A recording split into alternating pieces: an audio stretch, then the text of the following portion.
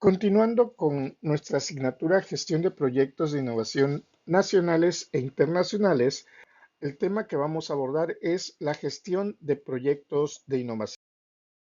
La gestión de proyectos de innovación, a diferencia de los proyectos tradicionales con requisitos claros, los proyectos de innovación se caracterizan por la alta incertidumbre, la exploración de lo desconocido y el objetivo de crear nuevo valor, o sea, nuevos productos, servicios, procesos o modelos de negocio. Por ello, requieren enfoques de gestión específicos y adaptados a esta naturaleza exploratoria. La gestión de proyectos de innovación se van a distinguir fundamentalmente de la gestión de proyectos tradicionales. Mientras que los proyectos tradicionales van a buscar eficiencia y predictibilidad en la entrega de un resultado bien definido, los proyectos de innovación navegan por la ambigüedad con objetivos que pueden evolucionar significativamente a medida de que se adquiere conocimiento. El éxito no se mide únicamente por cumplir plazos y presupuestos, sino por la capacidad de aprender rápidamente, adaptarse y, en última instancia, validar la creación de valor sostenible, ya sea a través de nuevos productos, servicios, procesos, modelos de negocio o mercados. Por lo tanto, va a requerir metodologías, enfoques de planificación, gestión de riesgos, métricas y estructuras de financiamiento, respectivamente diseñados para manejar la incertidumbre y fomentar la experimentación. Las metodologías y enfoques en la gestión de proyectos de innovación, es crucial y va a depender del tipo del proyecto, que depende del tipo de innovación, fase de proyecto, cultura organizacional. Los enfoques tradicionales como el modelo en cascada, el waterfall, suelen ser ineficaces debido a su rigidez y a la falta de mecanismos para incorporar el aprendizaje temprano. Los enfoques más efectivos para la innovación van a incluir a la incertidumbre inherente a la innovación para hacer métodos predictivos, ¿sí? Y que sean a menudo eh, eficientes. Y aquí vamos a poder mencionar algunos enfoques comunes, ¿sí? Como el método Agile, el que donde manejan el Scrum, Kanban, que son metodologías ágiles, sí, adaptadas para gestionar el trabajo de ciclos cortos, permitiendo la flexibilidad, el feedback rápido y adaptación continua. Por ejemplo, el Scrum, es útil para el desarrollo iterativo e incremental una vez que se ha validado mínimamente una propuesta de valor y se tiene una idea de producto a conseguir. Nos va a permitir entregas funcionales frecuentes y de adaptación basada en los mismos feedbacks.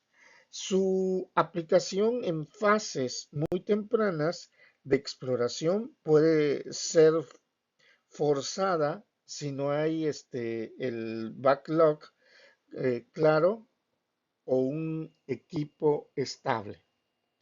El Kanban, en el uso de ellos, es muy adecuado para poder gestionar el flujo de experimentos de validación, ya sea hipótesis, diseños de experimentos, construcción, medición, aprendizaje, o para equipos con un flujo continuo de pequeñas innovaciones o mejoras, ya que ayuda a visualizar el trabajo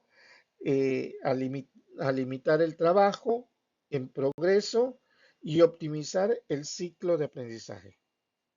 Tenemos también el Lean Startup, que es enfocado a validar hipótesis de negocios rápidamente a través del ciclo construir, medir, aprender, usando productos mínimos viables para, para reducir el desperdicio. Y de ellos podemos mencionar la filosofía central, que sirve para minimizar el desperdicio en tiempo, dinero, esfuerzo en el desarrollo de nuevos productos o negocios enfocados en el aprendizaje validado. El ciclo medir, construir, medir, aprender es el motor principal en el que se construyen productos mínimos viables, la versión más simple de un producto para poder probar una hipótesis funcional, fundamental, ya que se miden datos reales sobre su uso y se aprende para tomar decisiones. Tenemos también al de aplicación que nos sirve, que es ideal para los startups y nuevas líneas de negocio donde las hipótesis sobre el cliente, el problema y las soluciones son altamente inciertas. También podemos hablar del tercer punto como los de el design thinking, centrados en el que el usuario para entender profundamente sus necesidades y co-crear soluciones deseables. Son factibles y viables, ideales para la fase de exploración y definición del problema.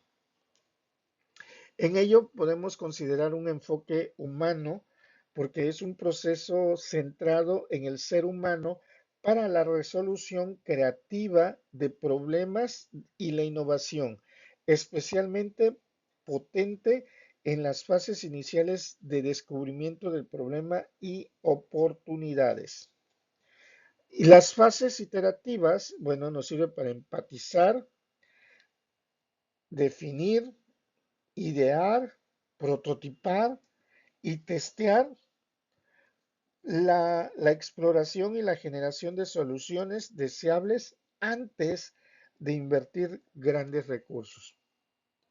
Tenemos el State Gate, que son las fases y compuertas. Es una estructura o es lo que nos ayuda en la estructura del proyecto en fases con puntos de decisión, que son las compuertas, en donde se evalúa si continuar, pivotear o detener basándose en los criterios definidos. Dentro de ellos, se tienen que aportar la estructura a la incertidumbre. Bueno, la estructura disciplinada, bueno, pues va a dividir el proceso de innovación en una serie de fases. Por ejemplo, la ideación, viabilidad, desarrollo, lanzamiento, van a ser separadas por compuertas, puntos de decisión formales.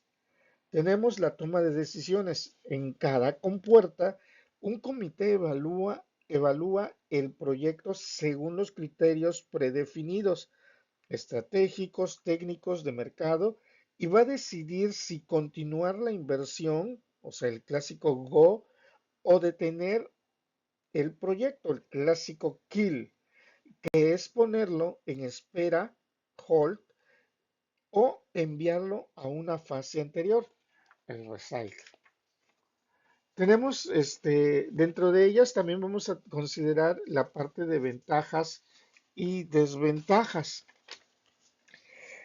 porque nos aporta estructuras y control de procesos, va a facilitar la gestión de portafolios. Sin embargo, si es demasiado rígido o burocrático, puede ralentizar el proceso y desalentar las innovaciones más radicales y disruptivas. Y el último tenemos los enfoques híbridos, que es muy común desarrollar elementos de estas metodologías como usar el Design Thinking para explorar problemas, el Lean Startup para validar soluciones y el Agile es con el Scrum para desarrollar el producto una vez validado. El concepto de Dual Track Agile es una pista de descubrimiento, validación en paralelo con una pista de entrega-desarrollo, que también es relevante. La planificación de proyectos de innovación se aleja del enfoque eh, predictivo y detallado de los proyectos tradicionales. Es un proceso adaptativo, interactivo y centrado en el aprendizaje. La planificación no es un evento único al inicio, sino un proceso continuo y flexible. Se evita la planificación detallada a largo plazo. Dentro, dentro de los elementos claves que podemos hacer en una planificación de proyectos sería la definición del diseño oportuno o la oportunidad, que es clarificar el problema a resolver o la oportunidad a explorar. Se establece una visión o tesis de innovación para, para reconocer el camino exacto y así para poder llegar allí se descubre sobre la marcha. La formulación de hipótesis nos apoya en establecer supuestos claves sobre, sobre el mercado, el cliente, la tecnología, entre otros, en lugar de los requisitos fijos. Se planifica en torno a las hipótesis más críticas, los supuestos sobre el cliente, problemas de solución, mercado, modelos de negocio, que se necesitan ser validados. Las herramientas como el Lean Canvas o el Business Model Canvas son artefactos de planificación clave. Luego tenemos el Roadmap flexible. Es un mapa de ruta de alto nivel que se ajusta según los resultados de la experimentación. Se utilizan mapas de ruta basados en temas, objetivos de aprendizaje o hitos de validación, en lugar de cronogramas detallados de entrega de funcionalidades, el clásico Gantt chart. Estos roadmaps se revisan y ajustan constantemente según el aprendizaje obtenido. Tenemos la planificación de experimentos, que es el diseño y la priorización de experimentos para poder probar las hipótesis más críticas. Una parte central es el diseñar el próximo conjunto de experimentos, o sea, qué hipótesis van a probar, cómo, qué métricas se va a usar, cuál es el criterio de éxito, de fracaso, para maximizar el aprendizaje con el mínimo esfuerzo. Tenemos también la asignación de recursos exploratorios. Nos permite destinar recursos como tiempo, dinero, personas para fases de descubrimiento y validación, en lugar de asignar todo el presupuesto al inicio. Se asignan fondos para la siguiente tarea o fase o ciclo de experimentación, condicionando la financiación futura a la demostración de progreso y aprendizaje validado. Y el enfoque es no es más que fijar los alcances, tiempos y costos que se planifican los hitos de aprendizaje y puntos de decisión como el pivotear, el perseverar, el detener. Los hitos importantes no son solo las entregas de código o documentos, sino la validación o invalidación de supuestos claves. En la gestión de riesgos y de seguimiento de proyectos, bueno, pues aquí nosotros podríamos decir que se enfocan en identificar y mitigar amenazas a un plan establecido. En la innovación donde el plan es emergente, la gestión se centra en navegar y reducir sistemáticamente la incertidumbre. El principal es la incertidumbre técnica de mercado organizacional. La gestión se centra en reducirla sistemáticamente. Y para ello, pues vamos a visualizar la gestión de los riesgos. La gestión de los riesgos, bueno, nos va a permitir identificar supuestos críticos que van a ser aquellos que, de ser falsos, harían fracasar el proyecto. Debemos de priorizar y testear esos supuestos lo antes posible mediante experimentos de bajo costo.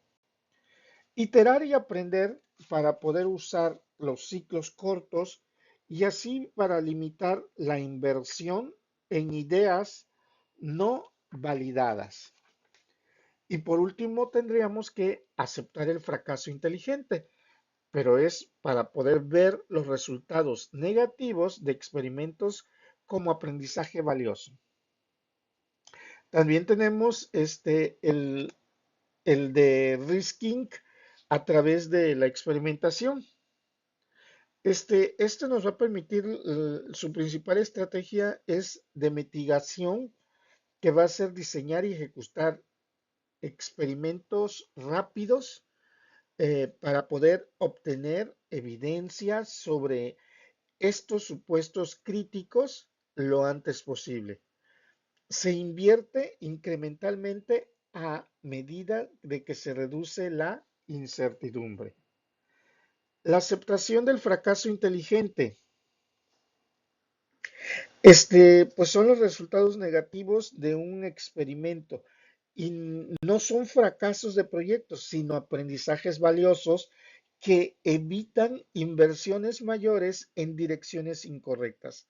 Se distingue del fracaso eh, por una mala ejecución. El seguimiento centrado en el aprendizaje, o sea, es el seguimiento que va más allá de medir el porcentaje completado de tareas.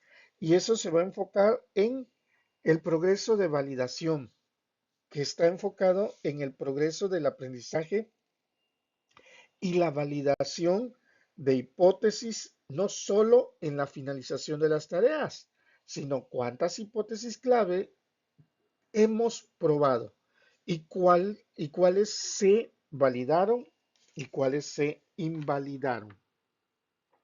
Tenemos también la velocidad de aprendizaje. Aquí se utilizan métricas de innovación para poder reconocer cuán rápido estamos completando los ciclos, construir, medir, aprender. Tenemos también las métricas accionables, que son el seguimiento de las métricas definidas para cada experimento. Revisiones periódicas, por ejemplo, al final de cada ciclo de experimentación, para poder tomar decisiones informadas sobre el futuro del proyecto. Y las herramientas visuales como Kanban para experimentos, para, para transparentar el flujo de aprendizaje. Después tenemos las revisiones periódicas para la toma de decisiones. Estas establecen puntos de control regulares, ya sea al final de un sprint de experimentación, para revisar la evidencia recopilada y así tomar decisiones informados, ya sea pivotear para poder cambiar el rumbo, perseverar para poder continuar en la dirección actual con los ajustes, pausar si hay bloqueos externos o detener si la evidencia sugiere que la idea no es viable o deseable. Y por último, tenemos la visualización del flujo de aprendizaje, que son los tableros Kanban que pueden usarse para visualizar el estado de las diferentes hipótesis o experimentos en el pipeline de validación. En la gestión de portafolio de proyectos de innovación, pues es el gestionar el conjunto de proyectos de innovación de una organización para maximizar su valor estratégico y retorno, equilibrando el riesgo y los recursos. Las organizaciones suelen tener múltiples iniciativas de innovación en marcha. La gestión de portafolio de innovación, que es va a buscar optimizar el valor estratégico y financiero del conjunto de esos proyectos. Y aquí podemos verificar, podemos hacer mención de algunos elementos como la alineación estratégica, que nos va a servir para asegurar que los proyectos contribuyan a los objetivos generales de la empresa, asegurando la inversión en innovación está directamente conectada con los objetivos estratégicos a largo plazo de la empresa. Tenemos también el balance del portafolio, que es lograr una mezcla adecuada de tipos de innovación incremental y radical, horizontes de tiempo y niveles de riesgo, gestionando la composición de portafolio a través de diferentes menciones, como el tipo de innovación, que es el equilibrio entre la innovación incremental, que son las mejoras en lo existente, el adyacente, que es la expansión a áreas cercanas, y transformacional, disruptiva, que son los nuevos mercados o modelos de negocio. Tenemos también los riesgos contra versus recompensas, que son el diversificar las apuestas entre los proyectos de bajo riesgo, baja recompensa y alto riesgo, alta recompensa. Tenemos también el horizonte temporal, que es combinar proyectos con impacto a corto, mediano y largo plazo. Y las mercancías tecnológicas, que nos va a servir para asegurar la cobertura en áreas estratégicas claves. También como tercer punto tenemos la priorización y selección, que nos va a permitir elegir los proyectos con mayor potencial estratégico y de valor, considerando los recursos disponibles, estableciendo criterios claros eh, y los procesos transparentes para así poder seleccionar qué proyectos vamos a iniciar, continuar o detener, eh, basándonos en el potencial y su alineación. También tenemos la asignación de recursos, que es distribuir la financiación y el talento entre los proyectos seleccionados. Distribuir los recursos limitados como el presupuesto, talento clave, de manera flexible, reasignándolos según el progreso, el aprendizaje y los cambios de estrategia en el mercado. Y con ello podríamos contener la monitorización y el ajuste, que nos va a servir para poder evaluar continuamente el desempeño del portafolio y realizar ajustes, añadir, acelerar, detener proyectos según los resultados y cambios del entorno a la estrategia. Y por último tenemos las herramientas, que son los mapas de portafolio, sí, como son las matrices de riesgos, de recompensa, los modelos de puntuación, las revisiones periódicas de portafolio, para poder establecer un órgano de decisión con la autoridad y la información para poder tomar decisiones difíciles sobre el portafolio, incluyendo la terminación del proyecto, que ya no son pues, prometedores. Las revisiones del portafolio deben ser periódicas y basadas en datos a criterios objetivos. Las métricas e indicadores de resultados en proyectos de innovación, pues es el medir el progreso y el éxito en la innovación requiere ir más allá de las métricas tradicionales de eficiencia operativa. Las métricas tradicionales de gestión de proyectos como el cumplimiento del alcance, tiempo, costo, son insuficientes y a veces contraproducentes para la innovación. Y los indicadores de estas métricas tradicionales, como a tiempo, dentro de presupuesto o alcance completado, pueden ser engañosos. Se puede estar perfectamente a tiempo y dentro de presupuesto construyendo algo que nadie quiere. Es difícil o imposible de calcular en etapas tempranas. Hablando del enfoque de las métricas accionables y de aprendizaje, pues vamos a tener las métricas de proceso, actividad, que son los inputs, van a medir la salud del proceso de innovación. Por ejemplo, el número de ideas generadas, el número de experimentos lanzados, tiempo del ciclo de experimentación, los números de entrevistas a clientes, pues son útiles pero no indican necesariamente el progreso hacia el valor. Las métricas de validación, aprendizaje, los outputs, los leading indicators, nos sirven para las fases tempranas. Miden la velocidad y calidad del aprendizaje.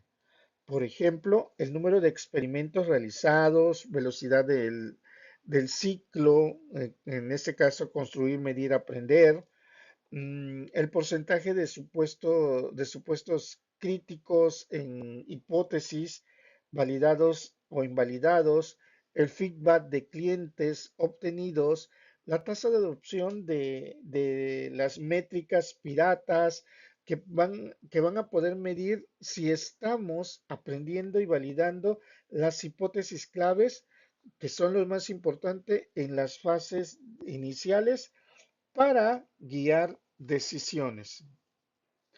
Tenemos también las métricas de impacto, resultado, que son las outcomes, las lagging indicators.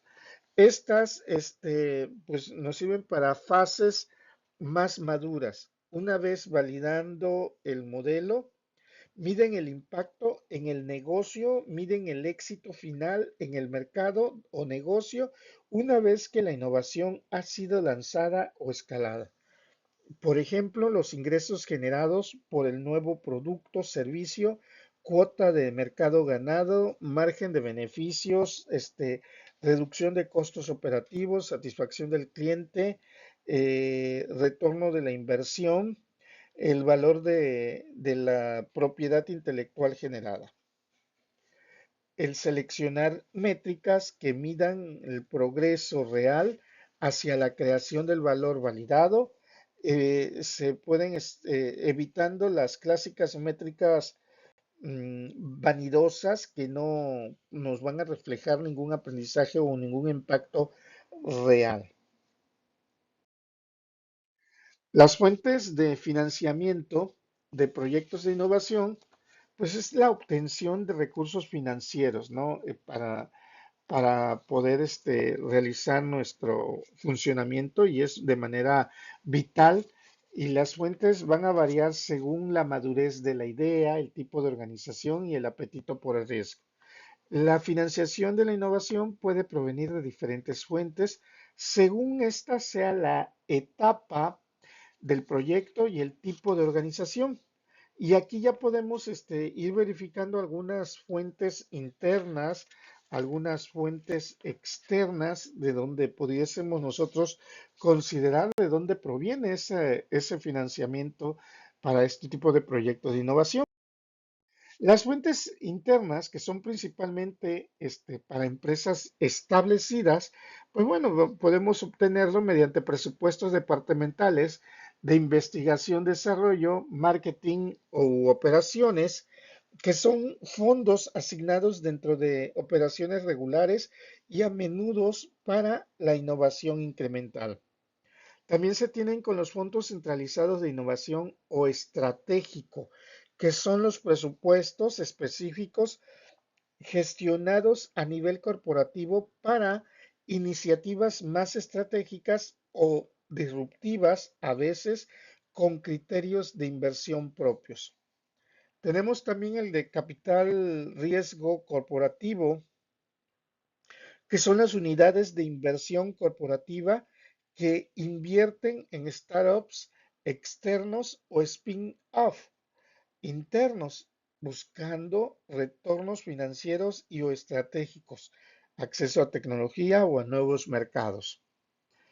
Tenemos también los programas de intraemprendimiento, que son las iniciativas que proporcionan financiación inicial y apoyo de idea de empleados. Y tenemos la reinversión de beneficios, que son la utilización de ganancias de productos ya existentes para financiar nuevas apuestas.